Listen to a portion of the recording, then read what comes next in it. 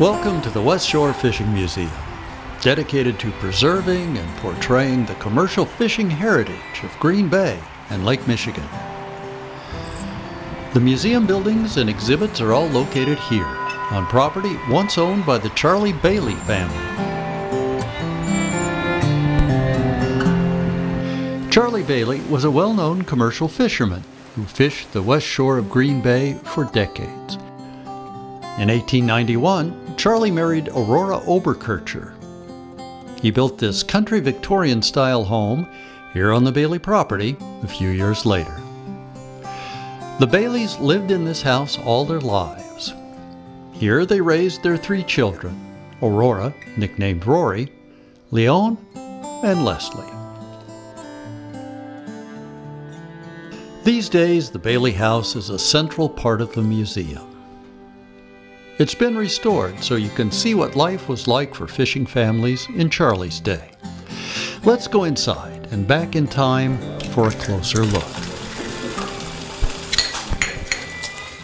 Charlie started early on days when he fished the bay. He and his crew gathered at the kitchen table before dawn for a hearty breakfast.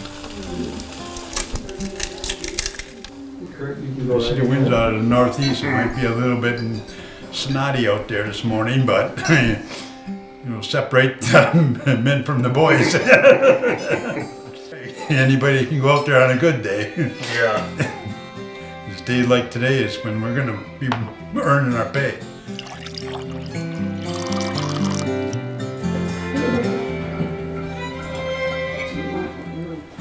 Okay guys, you might as well head out. After breakfast, the men ventured out to the boats. They crossed this long wooden pier to Charlie's fish house, where the boats were docked. Charlie and his crew fished with pond nets. They set the nets on long wooden stakes driven into the sandy bottom of the bay. Here's how the pond nets worked, and still work today. A fish swims along until it bumps into the net. It looks for a way forward. It wanders into a tunnel which connects to the pot where it's trapped. More fish do the same until the pot is filled. Charlie and his crew would then come along and scoop the fish into open boats.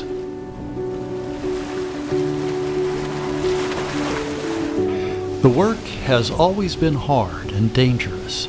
Storms, fog, hazardous equipment, and cold, cold water can quickly swamp a boat, take a finger, or drown a crew member. Once the catch was complete, Charlie and his crew came back to shore, and the work continued. All those fish had to be cleaned and packed for shipment. Then the catch was taken to fish houses in Menominee and Marinette. From there it was transported to distant tables.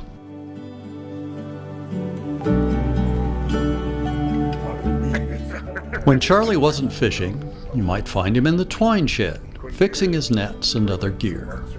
Maintenance was usually a matter of do-it-yourself, but there was always time for a story about life on the Great Lakes. So Jim, what was the biggest storm you ever went in, eh? Probably the one where I lost the boat. Was the last day of the year, December 31st. We went out and we was going to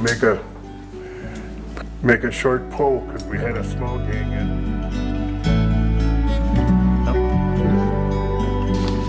After a long day, Charlie and his family and his crew would gather for dinner. So how did everybody think today went? Other than that, the prices seems to be pretty decent, so we should have a fairly decent year this year, it looks like. Most everything on the table was the work of their own hands.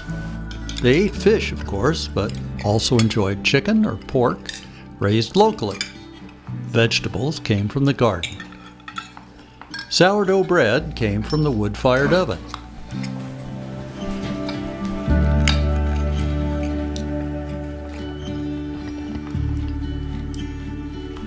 After dinner, it was time to catch up on the news of the world. Turn that old Gabe, will you? Yes, sir.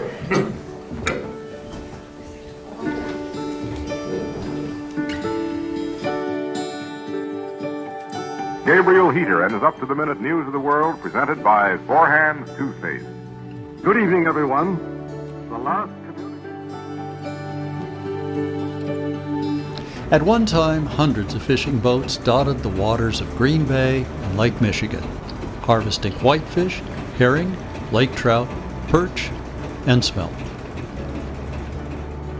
These days, only a handful of commercial fishing boats are left.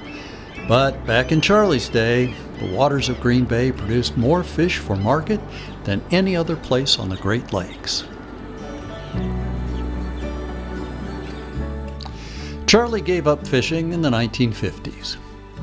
His daughter Leone was the last member of the Bailey family to live on the property. At the end of her life, she gifted the land to Menominee County for all of us to enjoy.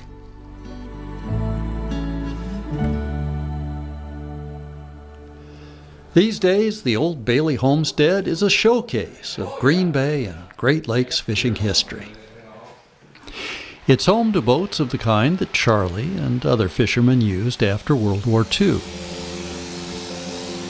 A dedicated crew of volunteers has fully restored many of the boats.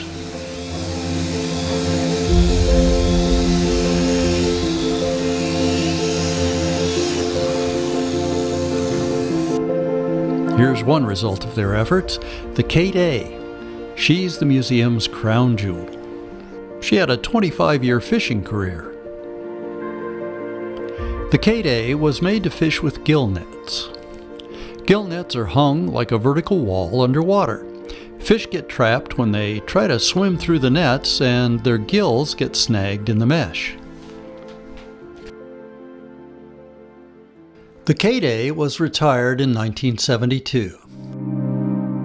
She was left to rot in a field in Marinette County.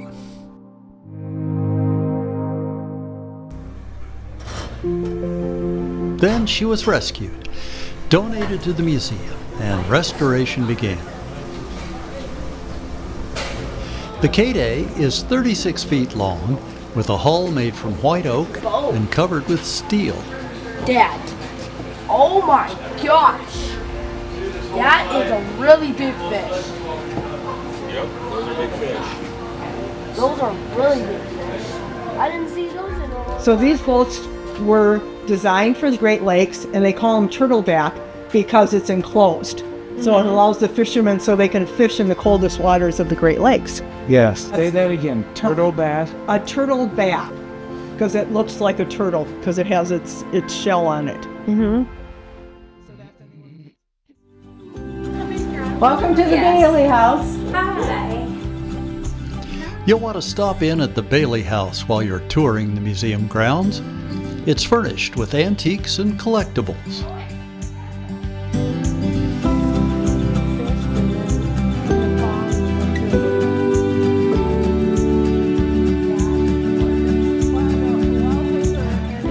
And this is the parlor. Some of the furniture is original, some is not.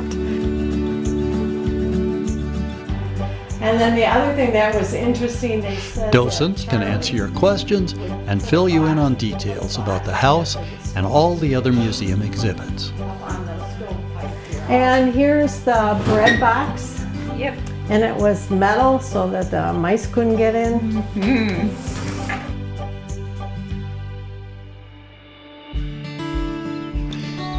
Volunteers have spent years restoring the buildings on the old Bailey property.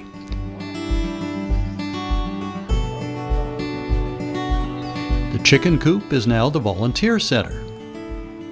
The carriage house and the twine shed are chock full of artifacts that have been donated to the museum by families who want to see their fishing traditions preserved and appreciated.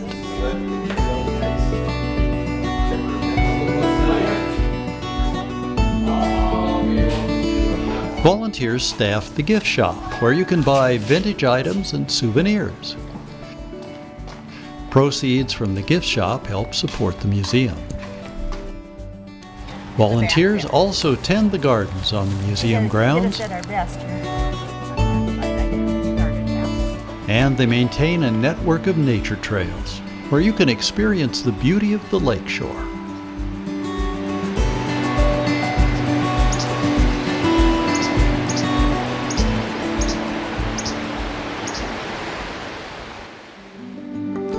On behalf of the museum, its donors, and its volunteers, you're invited to walk the grounds, take in the exhibits, and enjoy this remarkable piece of Michigan's Great Lakes history.